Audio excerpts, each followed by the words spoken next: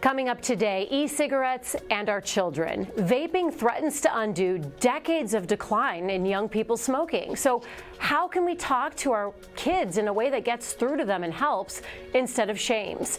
And what does that vapor do to our lungs anyway? Well, we're about to show you something pretty remarkable. We reveal the research answering that very question.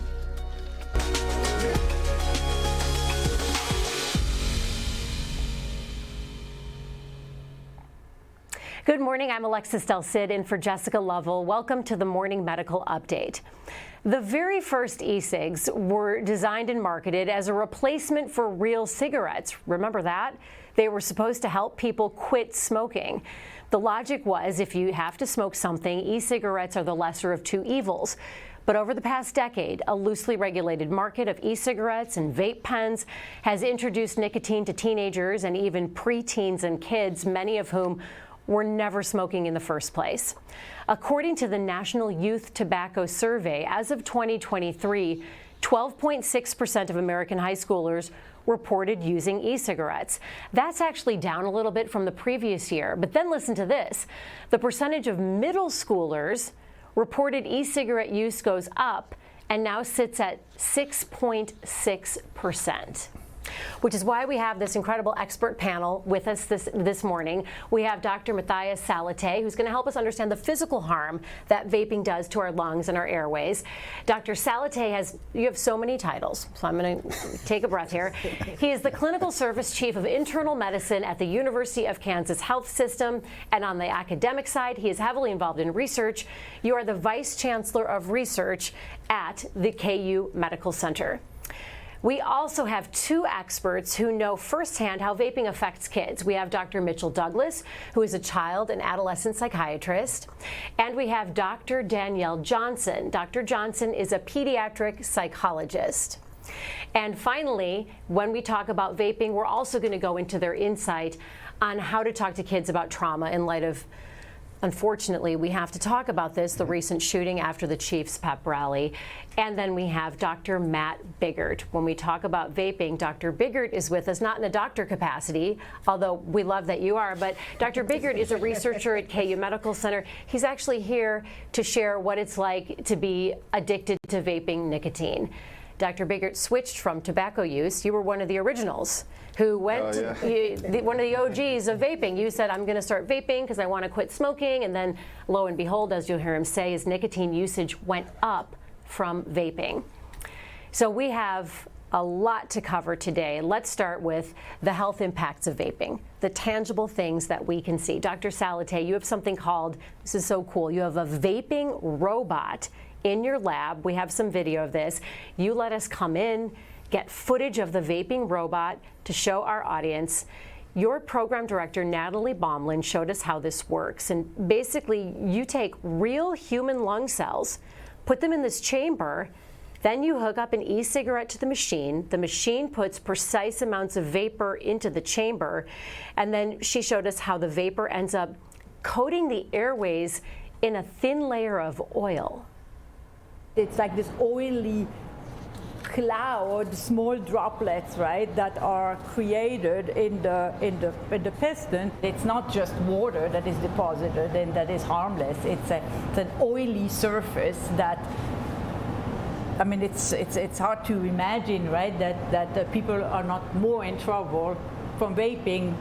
Like, this is like now 50 puffs. But you do that every day, so you coat the airways over and over and over.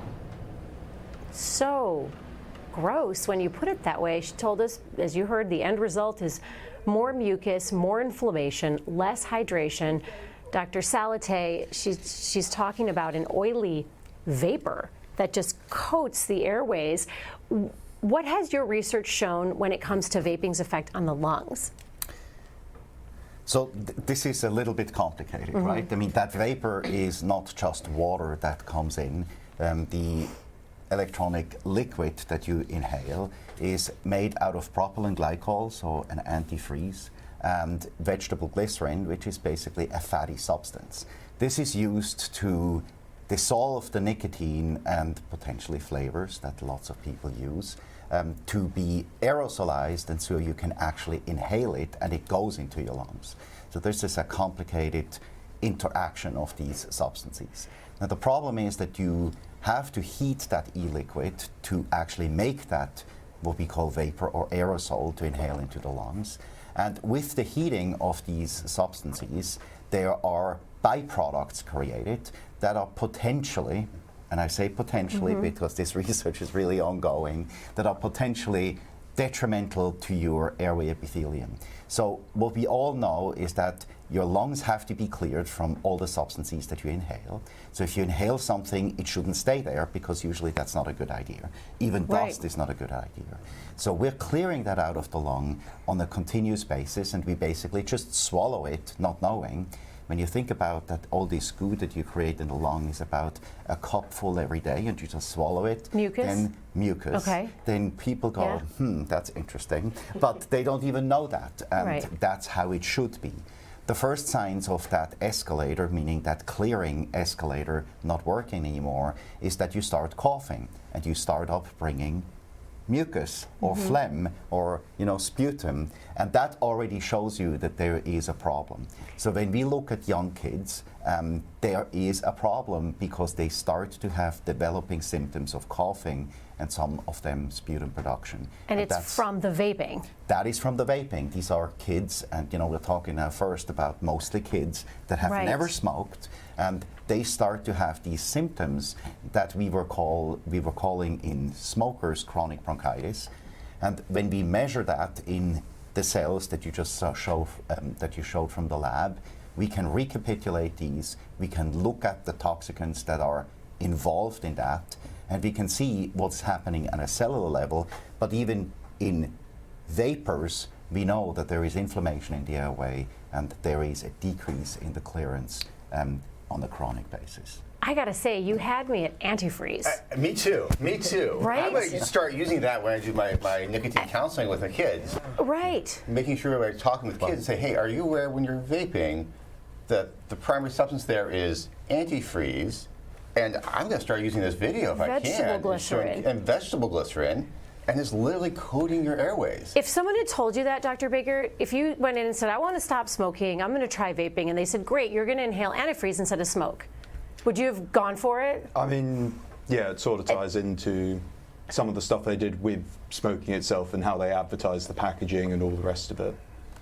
So I might have been a bit different because, trained as a biochemist, I was reasonably aware of what they were.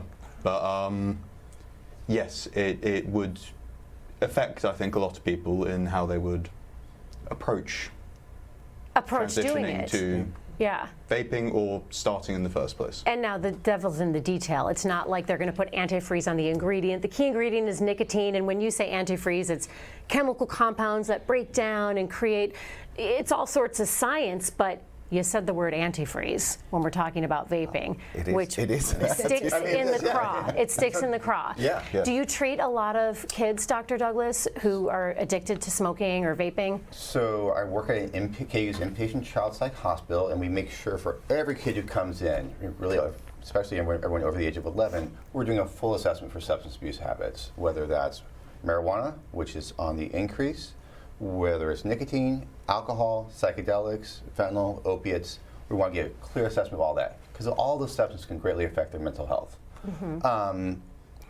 Certainly marijuana, we're seeing a significant increase in that use and really encouraging families. I know this is a vaping talk. Please, let's make sure we don't send the message that marijuana is okay to kids because it's not. And then nicotine use, we are seeing an increase. I feel like the demographics have been cigarette smoking, we actually kind of got those rates to go down. Right. People were smoking less. The message was getting out. The advertising was working. It was going down. And then boom, e-cigs came out and kind of slipped in the back door. And kids are getting addicted quick. Because nicotine is such an addictive substance. And they're not having a hard time stopping. Dr. Johnson, are you seeing the same thing? Yeah, I'm going to echo Dr. Douglas. We both work together inpatient, but I'm also outpatient, and so I can speak to a 13-year-old who was vaping a lot and making poor choices in her vaping. At 13, you don't have a job. So how do you get access to vaping? How do you get resources to vape? And so I find kids making very poor choices. Oh, to get the money to afford the vaping? To afford the vaping, or what they're swapping to in order to get vaping. And so when you think of someone who is under the age of 15, 16, they can't work. So how do they get the resources to vaping? So to make sure clear, we're talking about coercion, right? And we're talking about illicit activities. Yeah. Do you want to expand on that? Coercion and illicit activities? I just want to be clear. So we're talking about this is a highly addictive substance, and when we're doing assessment for nicotine abuse, we're first thing encourage families, if there's medical professionals out there, we recommend ACTS. Assess, counsel, treat. So assessment, really make sure you're asking the actual question. Hey, do you vape? What are you smoking? And making sure too, there's so many different products out there. There's e-cigs, they call it card. And kids are vaping marijuana. Yeah. They sell those single vape, and you might have a child that thinks they're smoking a vape cigarette and they're smoking pot. Right. Or they think they're smoking pot, and actually the pot's laced with something else, and they end up in my psych hospital having a psychotic break. How do you talk to kids then? And I want to really get into this. I know it's hard to get my teen to listen to me about anything, because when you're the parent, how do you get through to them so you're not just turning into that want, like the Peanuts voice? Yeah. That is a conversation that we don't have at 15, 16. We start that conversation when they're 10, 11. We know kids are vaping much earlier, so we start the conversation. So we think about high school, we talk about kids and smoking, but really it's a 6th grade, 5th grade thing where we talk about being healthy and being safe and asking, are your friends doing X? Or your friends vaping? So if your friends are vaping, let's talk about what do you think about that? Setting the precedent when they're much younger about what's healthy and what's safe. It's hard to come in at 16 and have this if you come in that late.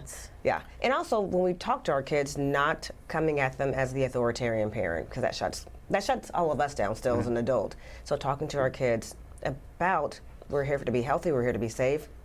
And I want a conversation, I want an ongoing conversation, not a one-time conversation when they're 12. But an ongoing monthly check-in of, hey, how are things going with school? How are things going with friends? We talked about the vaping thing a long time. I'm going to bring it back up because it's that important to me that I want to have an ongoing conversation. So as a parent, I'm going to ask you frequently about your habits because I care. One thing the one thing I've thought that kind of works is when I say, look, I'm not trying to stop you from having fun. I just don't want you to get hurt. I'm just worried about you getting hurt. And then something registers. But we were very effective in not eliminating, but very close to eliminating smoking in teens, right? And so we actually know how to do this. That sounds really stupid, but it's a true statement. Right. Smoking is not really a problem in teenagers anymore.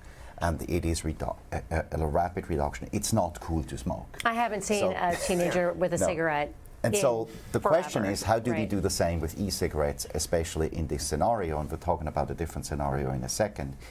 But that's really the challenge. And the CDC data on 12.6%, that is just not a true number.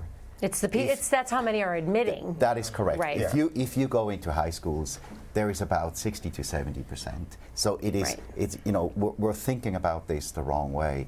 It's not. We shouldn't look at these numbers that are unofficial surveys. We should really see what's going on there. If you just walk around. And there's so much variation in each Right. community. So That is a correct statement. Too. Dr. Biggert, I want to ask you, you knew that once you switched from tobacco to e-cigarettes, eventually you knew, this isn't working out. At your highest consumption, how much were you vaping a day? How much were you spending on it? At my highest consumption point, which was fairly shortly after transitioning. Shortly after? Yeah, I stopped smoking and started vaping, and then suddenly found that I could do it indoors. I could sit around all day and basically have it never leave my hand. You could vape in your house and it doesn't smell like smoke. I can vape in my house, Right. no one's going to notice, no one's going to be smelling it on me. So felt that, I could just do this, and that spiraled fairly quickly. I was, even with all the taxes on tobacco and all the rest of it, I was probably consuming twice as much nicotine as I had been while smoking. Twice as much. And you're a doctor, a researcher, Well, you know, I didn't know the numbers. Yeah, you didn't know this. Didn't know the Right. conversion of nicotine from Well, they're my rollies to... This was something we were talking about before the show, Yeah. was the concentration of nicotine in e-cigs can vary greatly. When Juul first came out, it's a salt-based infusion, so the nicotine concentration is much higher. So when these kids are starting on their nicotine products, or adults or whoever, they're getting a lot of nicotine, which is going to make it even higher chance for addiction. Well, the problem of e-cigarette is that the efficiency of tobacco cigarettes to bring nicotine into the bloodstream is actually incredibly efficient.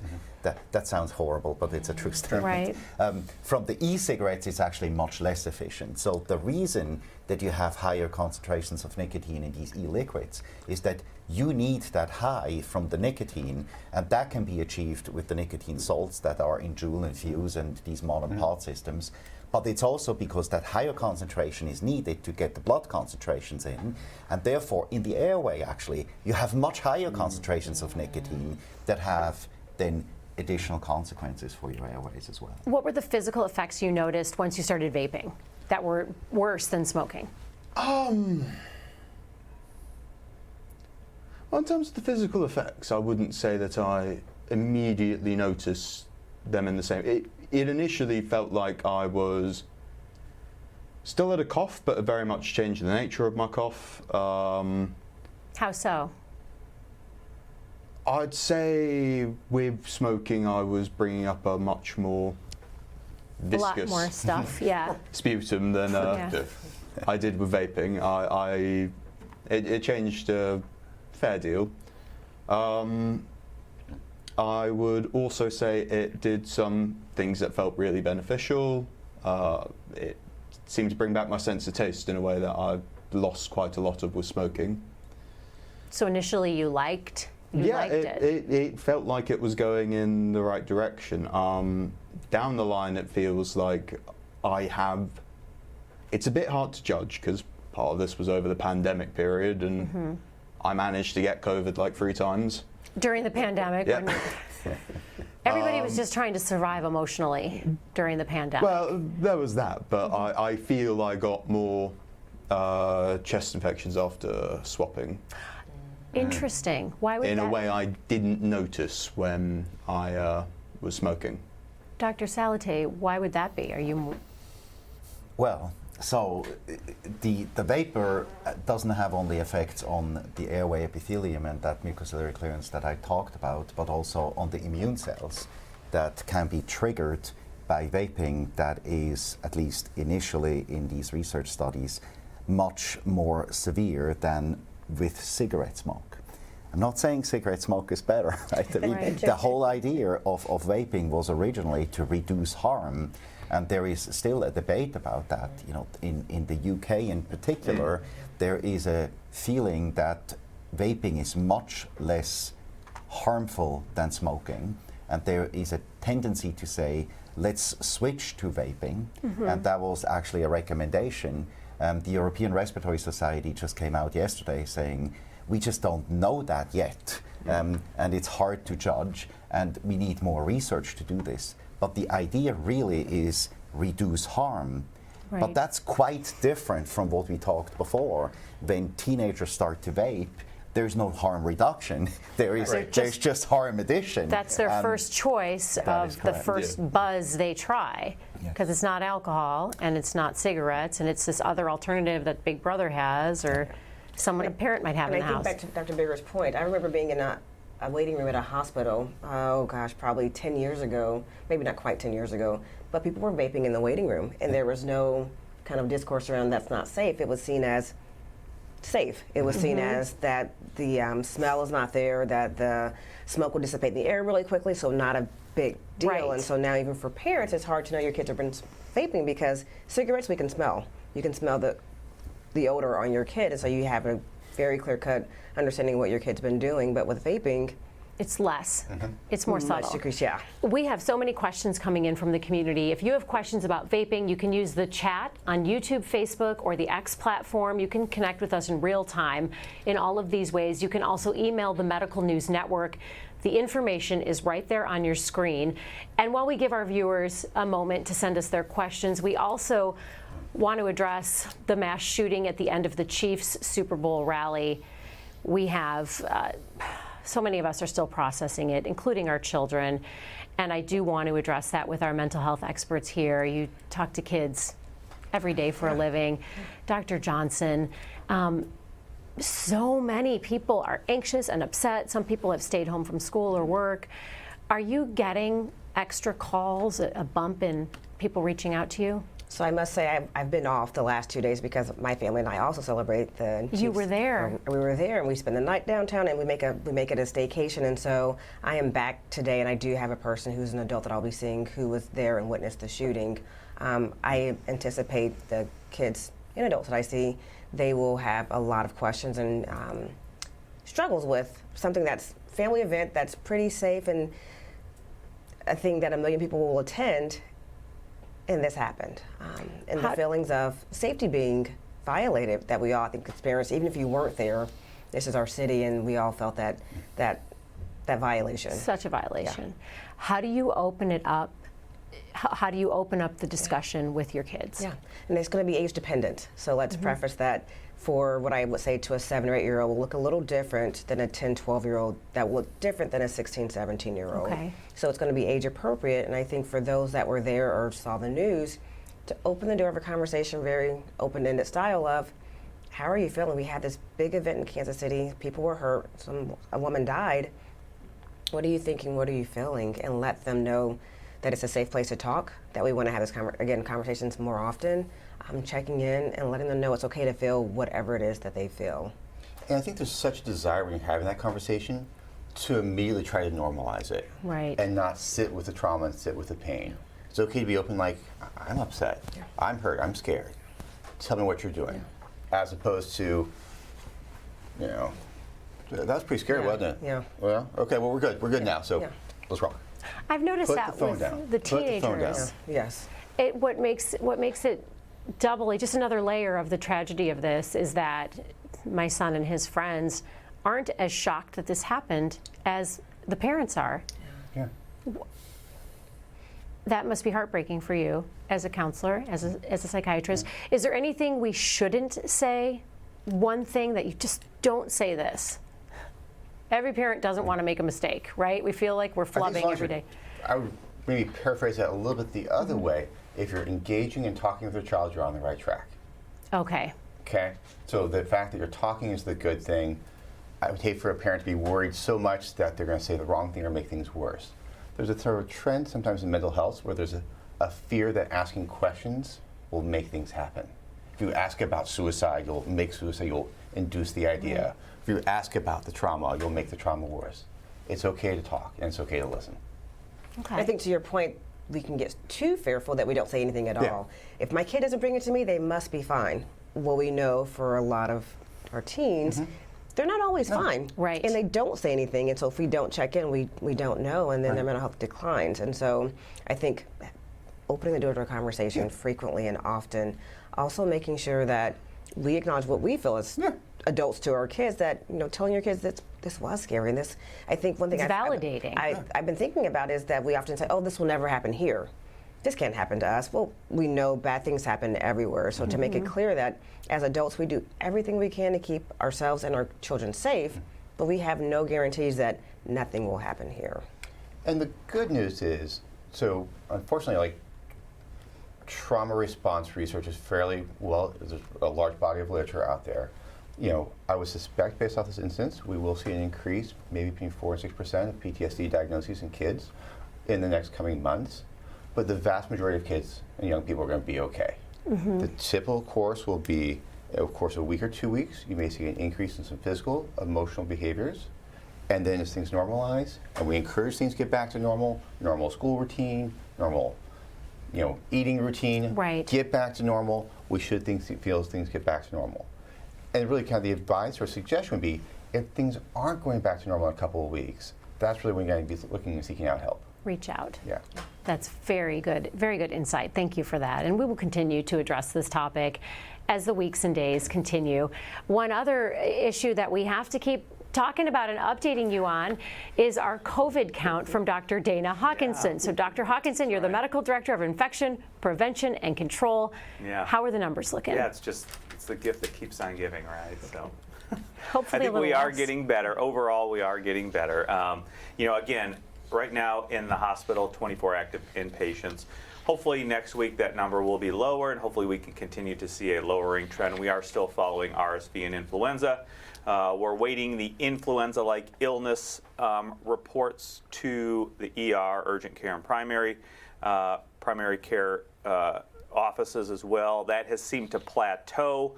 Hopefully that will continue to go down, but I know there is some rumblings of maybe a second spike of influenza B, but again, we just got to wait for that data to come out. So. The CDC released a new study trying to gauge how many Americans have ever had long COVID. Overall, the survey shows 6.4% of adults report having long COVID at some point. And then they broke this down by state, and Kansas and Missouri were slightly higher than the national average. Dr. Hawkinson, you've pointed out there are limitations, though, to this study. Yeah, I would like to say that, again, this was data from a 2022 survey. So it was a phone survey, adults over 18, and they were self-reporting symptoms. And this is some of the difficulty in really defining what long COVID is, just because people are self-reporting symptoms. A lot of times it's difficult to find objective changes that would account for those symptoms. So that is a large caveat to long COVID in general. But just like you said, an average is 6.4% throughout the nation. But in those sites that were studied, again, territories and the nation, it ranged from 1.9 to 10.6%. So I think the real big important part of this is that even 6.4% of the population is a significant amount of the population, is a significant amount of people that are affected on a daily basis and continue to be affected.